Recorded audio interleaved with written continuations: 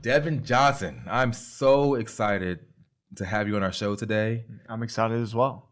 You are someone that I've admired from afar. And when I met you, I mean, you're a young guy and you built this business called Kennected. Mm-hmm. And it's just, it has grown exponentially over the years. And I'm so excited to have you sitting in this seat to have a conversation with me. And so I can learn more about your story and our listeners. I'm honored.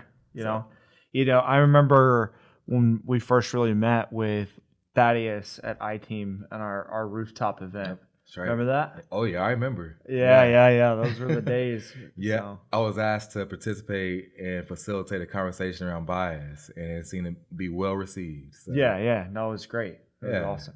Good. Well, I just enjoy you. I mean, you supported ProAct so much, and you've advocated for us, and just thank you for being here, man. Thank you for all you've done for me, for ProAct, and the youth we serve. Yeah, no, happy to. You know, we'll talk about it in the story, but you know, the youth in entrepreneurship and just showcasing hope, you know, is my calling. I feel like as a young leader of the city. I love it. Well, I want to get into your story, but before we start any storytelling or any conversation, I love to start our guest out with learning a little bit about you through an icebreaker game that we call This or That. Let's go. I'm ready. So this is a quick rapid fire game where I'm just going to ask you some quick questions, and you give me the first thing that comes to your mind. Okay. No thinking. All right. Got it. You ready? Yep. All right. Locked or unlocked? Locked. Lose your sight or lose your hearing? Hearing. Dancing or singing? Singing. Cheesecake or tart? Cheesecake. Carpet or wooden floors? Wooden floors. Ice cream in a cone or in a cup? Cup. Call or text? Text. Live in London or English countryside? Countryside. Chocolate or vanilla ice cream? Chocolate. New phone or new laptop? Laptop. Tent or camping van? Camping van. Okay. Yeah. You're outdoors guy? Yeah. Yes. Okay. Yeah.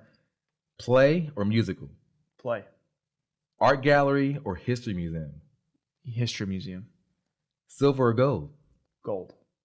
Would you rather be 5'2" or 5'9"? 5'9". What about 6'9"? Yeah, let's go. I'll take that too. You know. Long hair or short hair? Short. Work out at home or work out at a gym? Home. Iced coffee or hot tea? Iced coffee. Got it. Live in England or in Africa? I'll take Africa. Okay. We'll try it. You know? Do you travel a lot, Devin? I travel quite a bit. Not a lot of out of country, but I went to Europe for the first time last year. I spoke at a large conference called Web Summit. Okay. It was also my biggest speaking engagement. How many people? There was 5,000 people in the room. Wow. Yeah, it was insanity. Now, I will tell you, I did about 40 speaking engagements last year, and that was the easiest one. Really? Yeah, because there's so many people that, like, it's just like black. Sure. It's just, everything's just one. You just see heads, you know? I see. But it was crazy. What'd you speak about? Talked about, you know, the power of automation and the where sales enablement is headed for 2023. Got it. Yeah. That's awesome, man. Congrats. So I hopefully get invited back to speak again this year. There was 150,000 people at that conference. It was the biggest conference I've ever seen. And where's it going to be this year? They're doing it again in Lisbon, Portugal. I see. Beautiful. Yeah. I love it, man. Really Where's your favorite place that you visited? Man, I really like Florida and Del Mar in California. Like those two spots I really like. Wow. So I've done the, you know, Mexico, Cancun, Dominican Republic. I didn't really like it. Really? Yeah. Yeah, I've been all over, man. I love traveling. Yeah. Love it. What's your favorite? My favorite place I've been to so far is probably Ethiopia. Ethiopia. the culture, the people, it's a beautiful country, a beautiful people. Yeah. And it was just incredible experience just to engage in the stories and the experience of that community. Did you like ride bareback elephants and? No, I did see some elephants though. Yeah. It was actually pretty. It was more modern than I thought initially. You ever been to India? I've not been to India. It's awful. Yeah, that's what I hear. I hear it's a lot of people, and it's so crowded, and streets are so like overran with waste. There's so much smog that it just constantly is in the air. So much smog, right? Because it's so saturated, right? It's crazy. Wow. There's a layer over the city all the time. Wow. So worse than LA, I heard. Correct? Yes, it is. Yeah. Wow. It's like you enter into another world when you're landing in the plane. There's so much. You can see the like clear sky, and then it's dark and hazy. Wow. Yeah.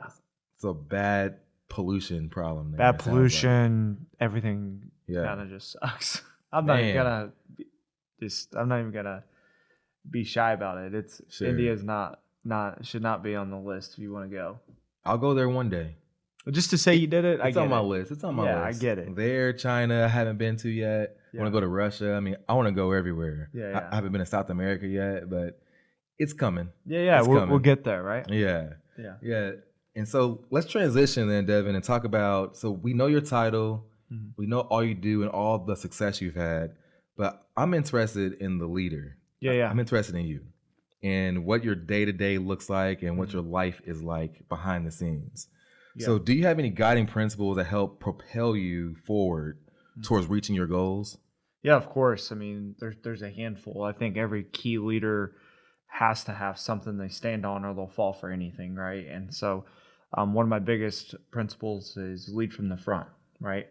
So, have done or be willing to do the task that you're asking your team, your manager, your business partner to do, right? And so I'm big on that, right? Like I most of what I ask on a day-to-day I've done or completed or did when I was first starting. So I want to, and if I haven't, like I try to learn about it and willing to hit the whiteboard and figure it out. I believe in pulling versus pushing in leadership, right? Like pull people up with you and that servant mindset, right? And so it leads me into another core principle of mine, which is, servant leadership and, give more than you take. It's very simple, right? Give more advice, give more income opportunity, give more, opportunity to be in the right room, give more, just everything all in all. And, everything will be returned tenfold, right? And expect nothing in return, but it tends to happen to come back in tenfold. And then, have no ego is another thing I really, really live by. I have an idea for a book called CEOs Left the Building because, a lot of CEOs carry this massive ego that they know it all. It's their business. The buck stops with them. And because a lot of times it does, right? Yeah. Technically, the buck stops with me, and our wins or failures is my ultimate, it's on my shoulders. But the way I look at it is I'm actually at the bottom of the org chart and I'm coaching up. That's right. Not coaching down. Yeah. I used to be the type of leader that was the one that had a lot of ego and a lot of pride. And that was almost to my detriment. Yeah. And it wasn't until someone called me out on that I had to shift and be like, man, I am toxic. I'm the one that's creating this toxic environment. Yeah. And once I shifted, everything started to happen. Right? I think you're exactly right about having no ego and then being a servant leader and leading from the front. And I was telling my team just this past week, like, I will never ask you to do anything that I am not willing to do myself or that I haven't done. Yeah. And if I do, then I'm going to do it with you. Yeah. And we're going to learn together. A lot of CEOs, entrepreneurs, business owners, someone just getting started, they think just because they have some grand idea, 99% of the time, you're not the first one to do it, right? So it's not like this is some grand business, invention, right? They think that just because they have this great idea that everyone just should just march in line and, that's right. carry it forward, and it's just not the case. That's right. It's not going to happen. It's not going to happen. You're going to create a very toxic environment where you're running a dictatorship and not being a true leader. That's right. Yeah. It's good. Well, I have to imagine that the man that you are today, that's standing and sitting before me, is not the same man that you have always been. No, absolutely not. And so can you remember someone that was influential to you? Yeah. I have a handful of people, but if I just were to pick, the first person that come to mind would be my business partner, Cody. He really taught me relationships over transactions. I was a very transactional individual, really 16 to 19, 20 years old. I was very like, how can I meet with Darren and get his credit card for something, right? It's always about the money and just wrong motive. And he really helped me understand the power of a relationship and how a relationship can actually pay you 10 times more than you could ever imagine doing in your first transaction. So, putting relationships first and just that servant side. Sure. And then I had when I was younger, I had a early mentor. His name was Glenn Cunningham, and he taught me just the relentlessness of take the no's and work through them. For every 100 no's, there'll be one yes, right? Help really ingrain that core value of being relentless, and it's an absolute must in today's business world. How old are you, Devin? 26. You're 26 years old. Yeah. And you sound like a wise old man.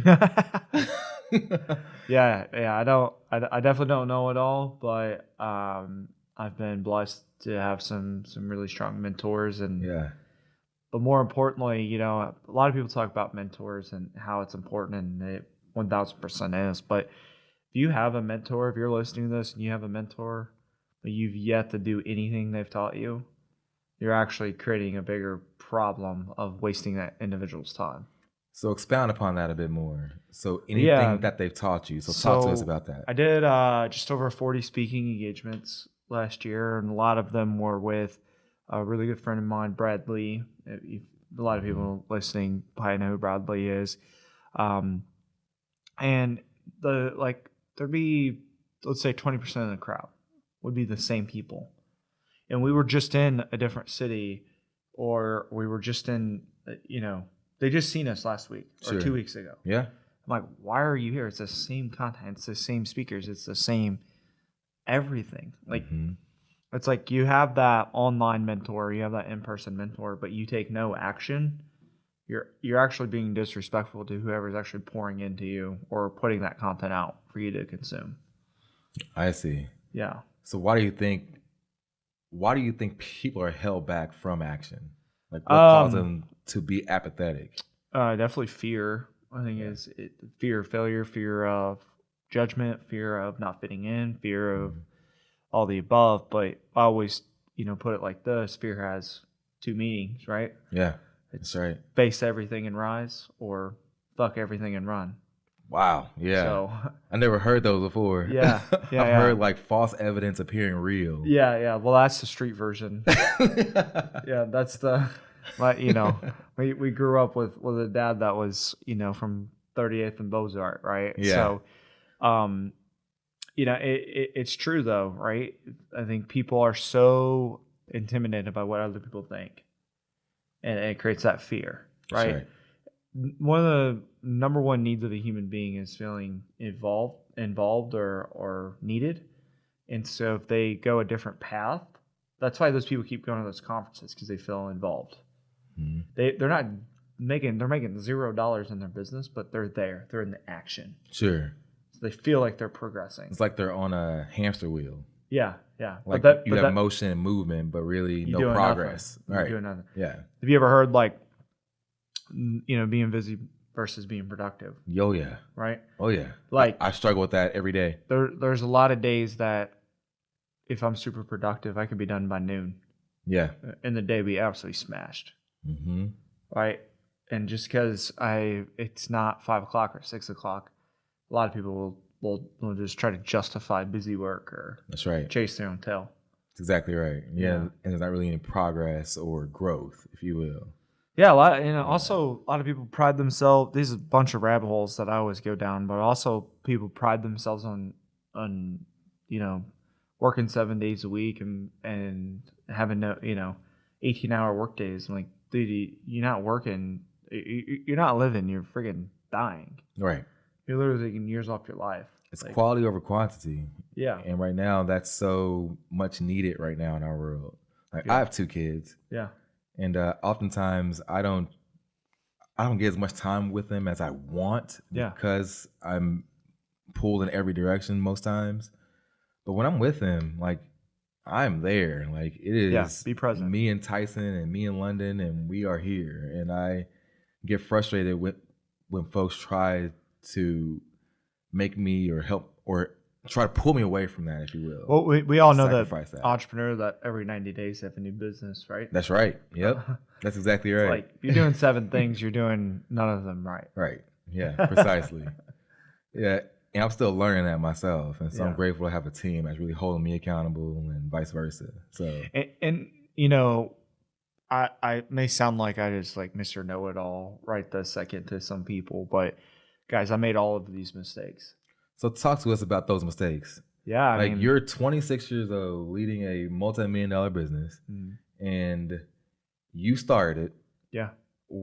I know we don't talk much about the business on this podcast, but I'm so interested. You're such a dynamic leader and dynamic person, but so soft-spoken and very calm and cool and collected. Like, what's the story behind Kennected? Like, how did you guys get started? Tell us that story. So my started with reselling sneakers. So I'm a massive sneakerhead. I started by flipping Nikes, Jordans, Yeezys, and now I just collect. But I started there. Then I started a trade show. And I learned to build like websites and digital pages and digital just web presence in general.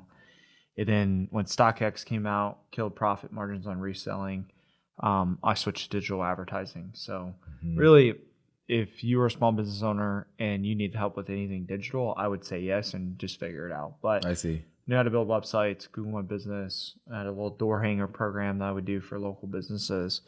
I was just scrappy, right? And that's where I learned the lesson of you can't do 7 things and be good at all 7 things. That's right. It's like I would sell one client a website and then I'd sell another client,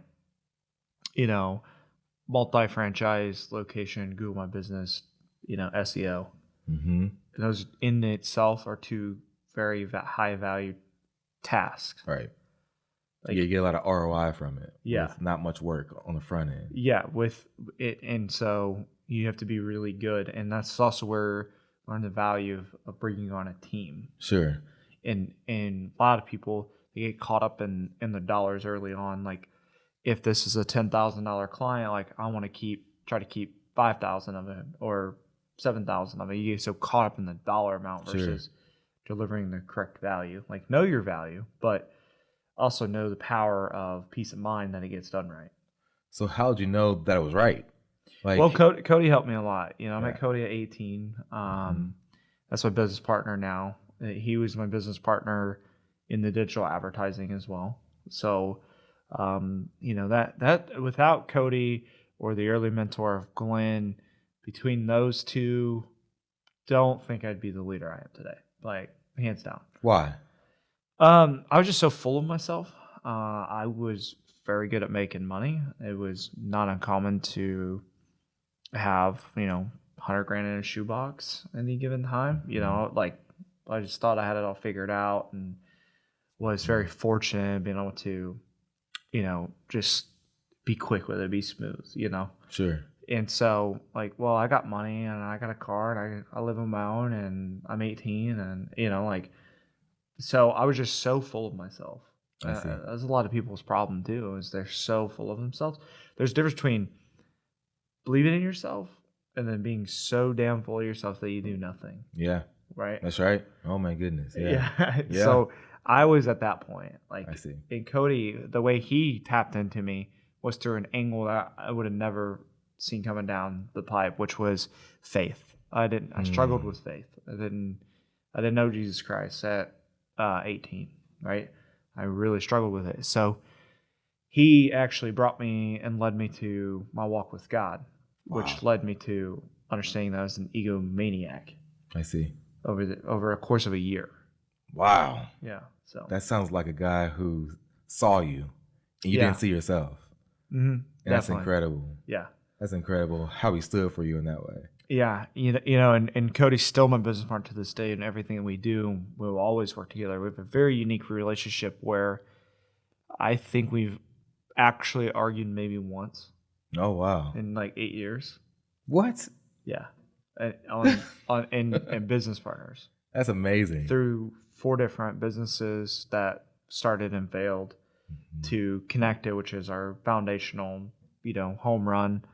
But now we run and operate 7 businesses together. Wow, that's amazing, man. Yeah, kudos to that. Yeah, so he, it's like yin and yang. He's really good at this. I'm really good at getting across the finish line. He's really good at the relationship. I see. And so we just play off each other. It is funny now that he gets so like overwhelmed and stressed, and I'm very calm and collected and very organized. So now I'm like coaching him. Oh, that's amazing. Like to get rid of the like anxiety side of running everything that we're running. Right. Because I actually don't stress like at all. I don't worry. I think worry is the biggest sin that we can commit on a day-to-day basis. Sure. Right. So it's like turn it over and control what we can control. I love it. So then with Cody and you starting your businesses and growing them with a good partner and a good mentor. Yeah. How did you start to get, I'm sure a lot of our listeners are interested in learning, like how you start to build your business, like reach out to get clients, to build those relationships. Yeah. And if it was someone and partner with someone like Cody, or how did you start when you didn't meet Cody and have him in the pipeline yet? We actually started actual businesses. I'll start with sneakers. Sneakers, I would go to the release days and the trade shows, and I would meet other bulk buyers, and I'd figure out what they would need, and I would buy what they would need, and I already knew that I could sell it to them. So I would get out and get hand-to-hand combat, like what Brad says, the more hands you shake, the more money you make, right? Like that was my mantra, right? And then when it went into more traditional business with the digital advertising, literally knock doors. Right. Like I'd walk in, manager, owner available, right? I see. Realize that you have very little to no web presence in this area. I mean, quick pitch. That was my first lead generation. And then I stumbled onto social networks like LinkedIn, Alignable, Instagram, Facebook. Realized that these groups and social contacts are right in front of me. I see. And that if you just put the time, energy, and effort in, you can get right to them with no gatekeeper. And then that's what led to our main business, which is Kennected, which Kennected is a sales enablement platform with a social first outreach. So prioritizes your social handles and then begins conversations on those, then lets you email, call, text. Yeah, it's pretty cool. From there. Yeah. It's really cool. I've used it. Yeah. So, and we just launched our newest product that is going to be rolling out more social platforms, and we own our own social network now, so it's called Breakout. But it was the hard thing that people are not willing to do a lot of times is the work of the outreach or the calls or the door knocking. So that grit, and in a way that we say it at ProAct, is like a find a way attitude. Yeah. Where'd that come from? I think I actually probably came from my mom and dad. Yeah. My mom, she would work 3 jobs and make sure everything was taken care of. My dad was locked up for 10 years of my life. So, she was a single mom, essentially. They were never even married. So it was always a divided household. But then my dad, he never let me glorify it or let me look up to it. But, he was a big drug dealer, right? Like that is a business. It's not a legal business, right? But I mean, he built it and lost it 3 times. And you were from the far east side of Indianapolis, right? Like this community that ProAct sits in off of 30th and Post. Yeah. He sent me the address. I was like, where we're going. But hey, this is a beautiful office and beautiful location. But yeah, I grew up in New Pal. Great area. I mean, that is a great suburb, great everything. It's amazing. So I didn't grow up in a hard school district, IPS or nothing like that. But that's one thing my mom was very proud of. And, you know, if my dad was still around, he'd be proud of it too. My dad actually passed away when I was 21. Oh, wow. Yeah. How'd that make you feel? Well, it's like, it definitely hurt, right? But in this sound, I got a lot of flack for this, but it is what it is. I think, drug addiction is a choice. He made a choice. Did he overdose? Yeah. Okay. He made a choice, and he paid the consequence. Like it could be a shitty way to look at it, but at the end of the day, a man makes his own choices. Sure. Right. So he made that choice, and it was fatal. So talk to me about the choice that you made. So we ask every leader on this show, what 6 to 10 words were said to you that changed your life and changed your perspective to help you adopt a mindset that is driving you to be the leader that you are today? Yeah, you asked me that right before we started, and these words really stood out as your sister has cancer. And so this was freshman year of high school, and we got a phone call. I mean, my mom frantically on the phone. She's like, "Hey, your sister has a mass. It's most likely cancerous, and she's going under surgery right now." It was like the day that we found out. It was that urgent, and so she actually had a mass on her brain, sat between her adrenaline gland and pituitary gland, and it's a rare form of cancer called medulloblastoma. Right, a lot of scientific words here, but essentially it attacks your immune and adrenaline system. And so the odds of just surviving the surgery due to cut and placement is 0.001%. Wow. To survive the surgery. Jeez. And then it's like 0.00001% to walk or talk ever again because of where you're having to cut. Right, sure. And so my sister, she's a freaking warrior and beat it all. She walks, she talks, she's in a relationship. She graduated high school, normal high school. No special education or anything? No special education. Yeah. Normal high school. Is it older or younger sister? Younger. Yep. Younger sister? Okay. Yep. Yeah, she's, how much younger? 21, 5 years. Okay. Yeah. Wow. And what's her name? Jalen. Jalen? Yeah. So what are you most proud of Jalen about? I mean, no matter what, her attitude's always super positive. Like, she did a year of chemo, year of radiation, lived in the hospital 2.5 years. Wow.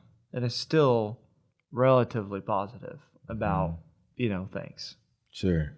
And so when you look at like, the check didn't clear, or this client's leaving us, or the product broke, or you've got you're getting sued or whatever, like that is all irrelevant.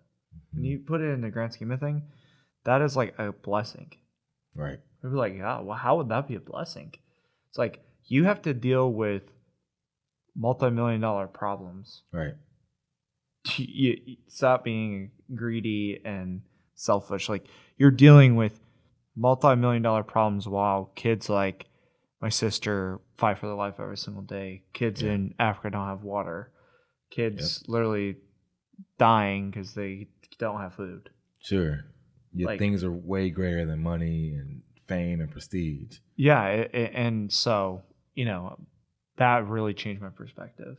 Those words, that moment. So you mentioned that your dad wasn't around for the first 10 years of your life. Yeah. And that wasn't too far from when you were in high school, right? Mm-hmm. And so hearing that your sister has cancer, how did you have to step up so my dad, he was around. I don't remember exactly how long he was around, maybe a week, maybe 2 weeks. But then he admitted he was struggling with a heroin addiction and then disappeared for over a year. Just gone. Yeah. Wow. So turns out he was, having an issue like dating multiple women and struggling with the addiction and struggling. unstable income to be able to provide. And then my mom was let go of her job of almost 20 years, right? Around the same time that you learned about your sister having cancer, Always she's let go of her same job. week. Wow. The job let her go, and like insurance reasons, Sure. probably. If I'm thinking about it, being an employer and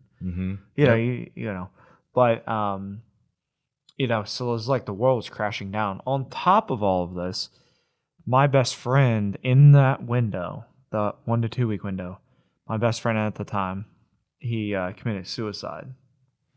Yeah. Wow. So he committed suicide freshman year of high school. Destroyed the community. I mean, I was with him that night. 7 o'clock, 8 o'clock left, and then about 10:30, I was back at his house. I actually watched him like carry the body out and everything. It was messed up. How have you internalized that? I use it. I learned a lot from that one. It's like if someone says they're all right, are they really? Like I learned a different lesson there. Right. Yeah. But like the mental health side of it, and I'm not the most sensitive individual. I tend to be known as quote unquote heartless or like cold with certain situations. I don't experience you like that at all right now. Yeah, I don't experience you like that. It's more so towards like my no BS kind of attitude. Sure. Yeah. I think that's why people may feel that way. Yeah. Because I have zero tolerance for fluff, beating around the bush, like lying, like any of that. Man, I resonate so much with that because I'm accused of that sometimes when I'm just so focused on the results and getting shit done that I'm like, we don't have time for the lack of emotional resilience. Yeah. Right? I mean, it could be worse. Yeah. I'm like, stop being a pussy. Like, come on. Yeah. Let's work through this. Sure. Yeah. And some people, especially in this day and age, unfortunately, all this woke shit that's going on. So, but I learned to really just be resilient and relentless in that season. Right. And one of the things that really motivate me is I remember I was right around that time sitting on my futon and I was like, dude, this feeling sucks and I will never be here again. I will control my environment enough financially to where I have choices. So that when you started to kind of start branching out to build yourself up because that's when you I had started to provide for your family and everything. Yeah. And then my mom was, with the theme of stood in the gap, my mom really stood in the gap for our family. She was the one at the hospital. She still made my football game. She still anything extracurricular, like never turned to addiction, never showed weakness, never like she was our rock. Yeah. And I respect the hell out of my mom for what she did and what she did for our family. What would you say to her right now if she was sitting right here in one of those chairs? That we necessarily don't see eye to eye or necessarily get along the best, but you're foundationally set me up to be the man I am today, and that I'm forever grateful and love you more than any words or passage could ever be written down. But we don't click well. Sure. Yeah. And that's not necessarily a bad thing, right? As long as there's an understanding that there's love there. Yeah, I love her and to you death. Respect your mom. I respect the hell out of her, like nothing but mad respect. I would do anything. She could call me anytime, whatever she needs, But it's like she had a lot of trauma. And I think that victim mindset is still holding her back a little bit. Sure. And this is all stuff I've told her. So it's, it's all. No, it's okay. Yeah. We appreciate vulnerability and transparency here. And a lot of our listeners are looking for how to approach those types of situations. And I told her, I sat her down one time and I said, hey, this is how I really feel. I said, I believe you hold this limiting belief over that this ain't possible, or that you need to stay in this apartment and that you need to do this. And, you're so stuck. And she came from generational, not absolute poverty, like no pot to piss in, but pretty broke Sure. family. So like money is scarce in their mind when really it's abundant. It's abundant. It's everywhere, Mhm. right? One of my license plate on one of my cars is abundance. I love that. Yeah, that's a God thing. Yeah. But I just told her, look, I don't until you can start stepping out and believing and focusing on your health and just like change, I don't know how we're gonna have a super good relationship. Mhm. And until then, I'll love you from a distance and support you for whatever you need. Well, as long as your way of being is as such to where you're being open, transparent, and truly authentic. And my Yeah. there's people in my family that think that I'm just absolutely shit on my mom and treat her awful, and opinions are like assholes. Everyone has one. So Sure. I know my true intentions. I know the conversations I've had, and I also know what I've went behind closed doors and done. Sure. Yeah. So Yeah, I hear you. And not everyone needs to know everything. yeah, And, I've written off a lot of my family just because I don't think we'll ever see eye to eye. A lot of them. Sure. And their mindset is so scarce. Sure. It's scary. Well, hopefully over time, man, you and your story can inspire even them. Yeah, and open up. they still can't grasp it. Like, Hmm. I took this is like a real story. So, my mom didn't know I had a Ferrari until I went to my sister's 21st birthday and I drove it, and she's like, "Oh my gosh, you have a Ferrari!" Like, I didn't know. I was like, I didn't know it was like that. Sure. And I'm like, yeah, I'm gonna take care of dinner too. And then I gave everyone, there was like 20 something people there. I gave everybody money to gamble on too, because we were going to the casino. Sure. Which is like, she like finally like hit her that I'm financially striving and trying to change the generational. Sure. Yeah, and those curse. moments, I'm sure, will over time will teach her to be like, oh, well, maybe this isn't so scarce, and this isn't a way of being that I should be adopting right now. Yeah. So that's my hope. Yeah, and hope's one of the most powerful words in the English language, man. So I have two more questions for you, Devin. Are you living in your life's purpose? If so, what does that look like? And if not, is that something that you aspire to do one day? I believe 1,000% I'm living my life's purpose. My purpose here is to, showcase hope for the businesses that think that lead generation is too hard, to the kids that are listening to this that think I'm in this really tough situation and don't know how I can be the entrepreneur, and showcase hope to, anyone that thinks that it is impossible, right? So showcase hope. I keep talking about it because that is the nonprofit that my end game is to run. It's called Showcase Hope, and so it's a program where I'll work with inner city schools across eventually the country, but kids can submit on their own their desire to be an entrepreneur, their desire to run a business, and we accept like 5 to 10 per region, and we coach them. We put them mindset, relationships, sell the product first. You don't need the bank's money. Like, teach them core principles. Yeah. So, yeah. Have you ever heard of Start It Up? Yeah. Start It Up Foundation? Yeah.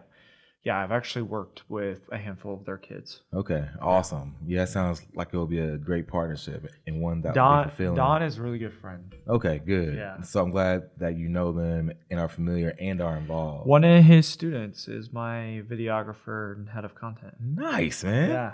That's the way to pay it forward, man. I love it. Yeah, Cooper Burnett. Yeah. I always mess up his last name, but that's awesome, man. I love it. Yeah, so you ever see my content, that's Cooper. Oh, wow, I need to hire him then too. Yeah, so that's good. Hey, he's full time. He's overworked as is. So like, yeah. So have him help us out a couple times. Yeah. Some good videos. But my last question for you, Devin, is like thinking beyond your career for our listeners to know that success isn't all about what you do. Yeah. Right. So thinking beyond your career, what does success mean to you?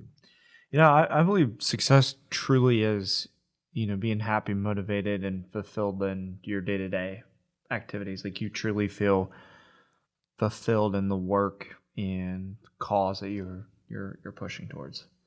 And that could make you 40 grand a year. It could make you 40 million, right? Yeah. So, I believe money is just a byproduct of doing really good things.